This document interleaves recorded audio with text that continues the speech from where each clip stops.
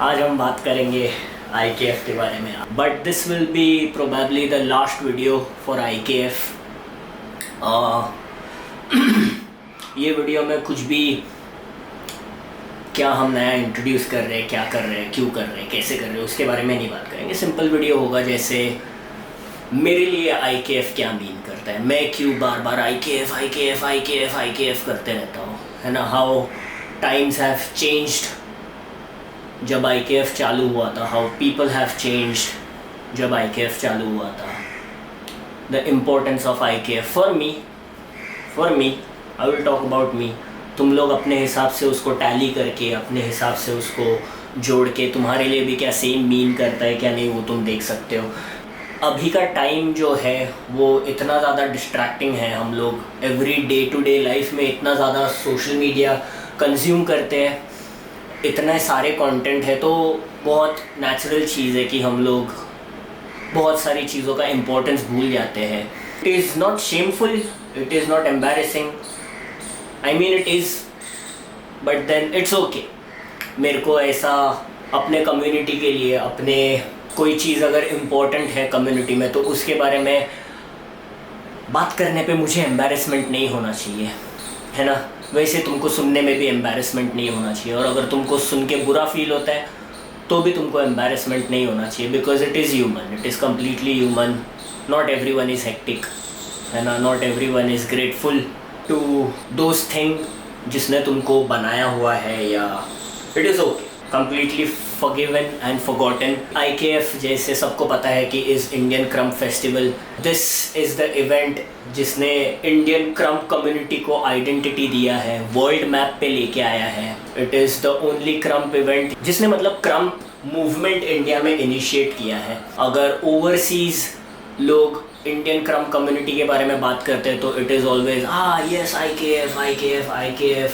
सो हम लोग ने बहुत ज़्यादा ऐसा हार्डशिप फेस किया है, बहुत ज़्यादा तकलीफ़ों से हमने इस इवेंट को बड़ा किया है, और 10 सक्सेसफुल वॉल्यूम्स, एडिशन या सीजन्स इसके कंप्लीट किए। Probably this is one of the only event पूरे वर्ल्ड में जो 9 साल का होते हुए अपना 10वां सीज़न उसने कंप्लीट किया है। 2 साल भी शायद हम और आगे होते अगर कोविड हिट नहीं किया होता तो।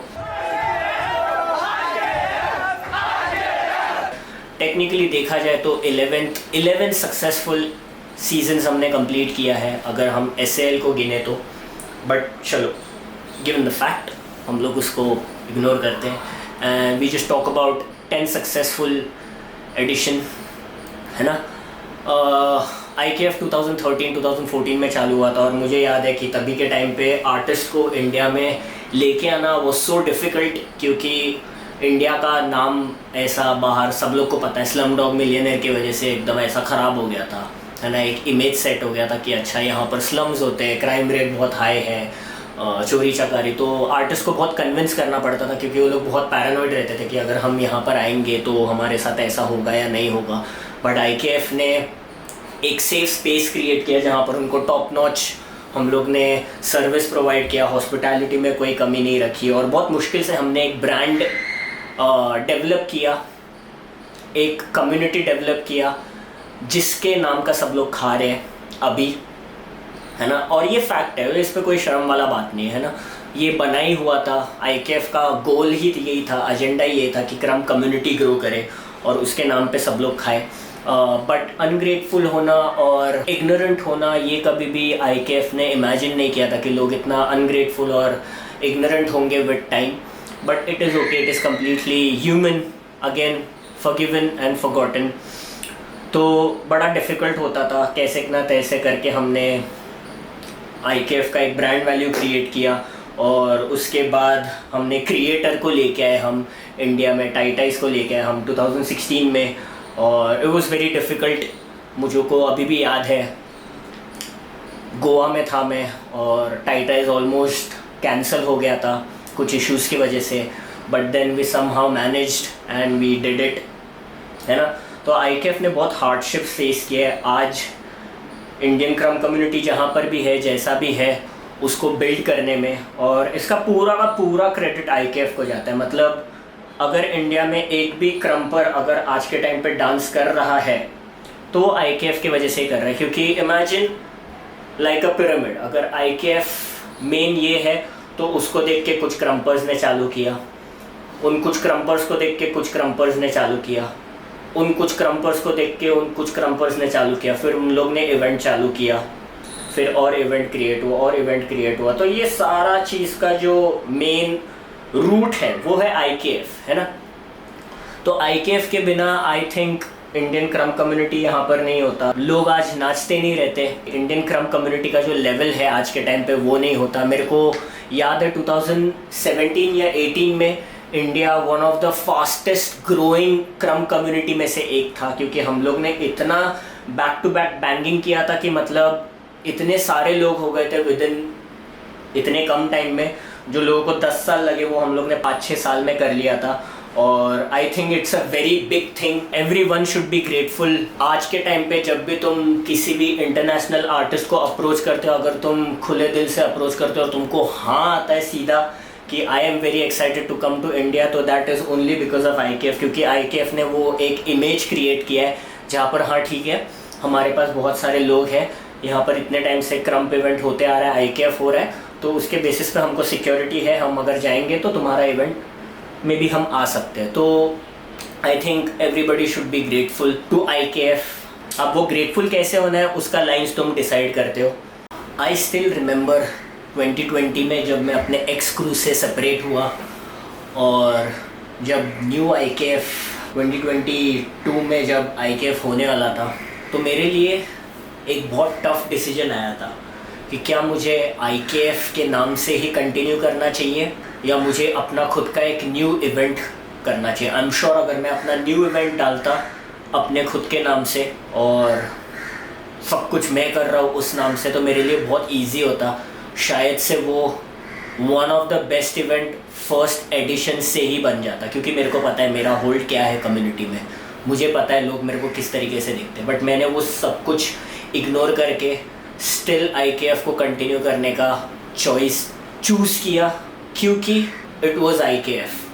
बहुत सारे अनकंफर्टेबल क्वेश्चन उठे थे, बहुत सारे अनकंफर्टेबल क्वेश्चन अभी भी लोग मेरे को पूछते हैं, बट मैं वो सब कुछ साइड में रखता हूँ, उससे पर्सनली डील करता हूँ और आईकेएफ को एक साइड में रखता हूँ। तो अगर मैं अपने पर्सनल लाइफ और प्रायोरिटी के बीच में अगर मैं चूज़ कर सकता हूँ और सोशली इतना बड़ा डिसीजन ले सकता हूँ, तो मेरे को लगता है कि बाकी लोग के लिए तो और भी बहुत ज़्यादा ईजी होना चाहिए। तो इसलिए मैं बार बार बोलते रहता हूँ, it is all about priorities, कि तुम किस चीज़ को अपना प्रायोरिटी बनाते हो। समझ में आ रहा है? ये था आईकेएफ के बारे में, है ना। अब now we will talk about how times have changed और how people have changed over the years. जैसे मैंने मेंशन किया कि पहले का एक टाइम था जब हमको आर्टिस्ट को कन्विंस करना पड़ता था, अभी का टाइम है जब हमको लोगों को कन्विंस करना पड़ता है कि आ जाओ इवेंट में, आ जाओ, ये आ जाओ, वो आ जाओ। Which I think it is okay कि अगर तुम्हारे पास इतने सारे ऑप्शंस रहेंगे अवेलेबल तो ऑफ कोर्स तुम चूज़ करोगे अपने कंफर्ट के हिसाब से। बट मैं इसको ऐसे लेता हूँ, अगर गिवन द फैक्ट कि मतलब मेरे से आईकेएफ को अलग कर दो। मैं हमेशा अपने आप को आईकेएफ से अलग ही रखता हूँ, क्योंकि मेरे को पता है कि आईकेएफ एक बहुत बड़ा चीज़ है और मैं उसको अपने आप से एसोसिएट नहीं कर सकता, क्योंकि मेरे को भी आईकेएफ ने क्रिएट किया। इसके लिए मैं हमेशा, तुम लोग देखोगे तो मेरा नाम कभी भी ऑर्गेनाइज़र में नहीं रहता, कहीं पर भी मेंशन नहीं रहता। इट्स जस्ट कि मैं इस इवेंट को क्यूरेट करता हूँ, क्योंकि मेरे को चाहिए ही नहीं कि मेरा नाम इतने बड़े लेजेंडरी चीज़ से एसोसिएट हो, जबकि पूरा हार्डवर्क मैं ही करता हूँ, मैं ही कर रहा हूँ। बट ये मेरा मॉडेस्टी है और ये मेरा एक गिफ्ट बैक है to this big thing, to this massive legendary thing, कि this is you, I am because of you, you are not because of me, है ना। ठीक है, तो मेरा ये टेक है आईकेएफ को लेके। IKF shouldn't be an option for anyone, because I think this is a heritage समझते हो तुम लोग क्या होता है? हेरिटेज मतलब ताजमहल हो गया, कुतुब मीनार हो गया, ये सारी चीज़ें हेरिटेज है। ये सारी चीज़ों की वजह से इंडिया जाना जाता है, लोग आते हैं इंडिया में ताजमहल देखने के लिए, कुतुब मीनार देखने के लिए। क्यों? क्योंकि ये हमारी पहचान है। सिमिलरली आईकेएफ इंडिया का पहचान है, तो ये तुम्हारा ऑप्शन नहीं होना चाहिए। कोई भी सर्कमस्टेंसेस में हो तुम लोग को हमेशा आईकेएफ में प्रेजेंट रहना चाहिए। मतलब मैं आईकेएफ इंडियन क्रम फेस्टिवल जो है ना उसको मैं इंडिपेंडेंस के साथ कंपेयर करता हूँ। फॉर एग्जाम्पल हमारे कंट्री को अगर इंडिपेंडेंस 15 अगस्त को मिला है, 77 ईयर्स हो गए हमको, इसका मतलब ये नहीं है कि हमने अगर 2 साल मना लिया इंडिपेंडेंस डे तो हम 3rd ईयर स्किप कर सकते हैं। नहीं कर सकते, बिकॉज ये डेट पे हम आज़ाद हुए थे, ये डेट पे हमको as an India British rule से छुटकारा मिला था और हम एज अ कंट्री इस्टाब्लिश हुए थे और हमको आज़ादी मिला था, है ना। ये इंडिपेंडेंस के वजह से आज हम इंडिया कहलाते हैं। सिमिलरली आईकेएफ जब आया था तब हमको क्रम के बारे में पता चला था, तब हमको इतने सारे आर्टिस्ट से मिलने मिला था। हम जिन आर्टिस्ट को यूट्यूब पे देखते थे आज हम उन्हीं आर्टिस्ट को अपने सामने लाइव डांस करते हुए देख रहे हैं, और ये आईकेएफ की वजह से पॉसिबल हुआ था। आईकेएफ ने हमको बिलीव दिलाया कि अच्छा ठीक है, कल को मैं अपना इवेंट खड़ा कर सकता हूँ, कल को मैं भी आर्टिस्ट को बुला सकता हूँ, इट इज़ पॉसिबल, है ना। तो I think everybody should be there at IKF, be it you dance और यू डोंट डांस। अगर तुम कभी भी क्रम कम्युनिटी का पार्ट थे और तुम हो या तुम आगे होने वाले हो तो IKF should be your first preference, है ना। मेरे लिए बहुत सैड हो जाता है जब लोग बाकी इवेंट्स के साथ इसको एज एन ऑप्शन ट्रीट करते हैं, क्योंकि आईकेएफ यार दूर दूर तक नहीं पॉसिबल है। जितने भी इवेंट तुम लोग देख रहे हो ना अभी के टाइम पे, वो सब इवेंट को अगर आईकेएफ आज रुक भी जाता है तो भी उन इवेंट को 7 साल लगेंगे आईकेएफ के साथ आने को। समझ में आ रहा है? मैक्स 7 to 6 years, बहुत दूर का बात है यार। वो भी आज अगर काम करना रोक देता तो, बट आईकेएफ कभी नहीं रुकेगा मेरे भाई, हम रुकने के लिए बने ही नहीं थे, ठीक है। लोगों को लगता है कि मैं आईकेएफ को बोल रहा हूँ, आईकेएफ में लोग आने को बोल रहा हूँ ताकि मेरा पैसा कवर हो जाए, मेरा ये हो जाए, मेरे को लॉस ना हो, मेरे को वो ना हो। मेरे को ऐसा लगता है कि आईकेएफ और पैसा और इसको है ना हमको साइड ही रखना चाहिए। हम इस बात पे आते ही नहीं, क्योंकि अगर तुमको लगता है कि तुम्हारे आने से अगर आईकेएफ को प्रॉफिट होगा या 100 लोग आने से या 200 लोग आने से, तो मैं तुमको चैलेंज करता हूँ कि नेक्स्ट ईयर आईकेएफ तुम लोग ऑर्गेनाइज करो और जो फीस पे हम लोग करते हैं वही फीस पे ऑर्गेनाइज करो, and will talk about profit and loss तभी, क्योंकि हमने आईकेएफ में 8 आर्टिस्ट बुलाए और हमने तभी भी 3,500 से 4,000 फीस रखा है। लोग अभी फ्रांस से बुला रहे हैं, रशिया से बुला रहे हैं, यूरोप से बुला रहे हैं, और अभी भी 2 आर्टिस्ट बुला रहे हैं, 3 आर्टिस्ट बुला रहे हैं, 1 आर्टिस्ट बुला रहे हैं, और वो लोग फीस रखते हैं 4,500-5,000, है ना। तो मतलब कंपैरिजन का बात ही नहीं होता, है ना। आईकेएफ इज़ अ लेजेंडरी इवेंट और मैं चाहता हूँ कि लोग उसको उसी की तरह ट्रीट करें और उसी के इस पे रखें, है ना। मैं चाहता हूँ कि लोग आए, क्योंकि आईकेएफ एज एन हेरिटेज ग्रो होते रहना चाहिए।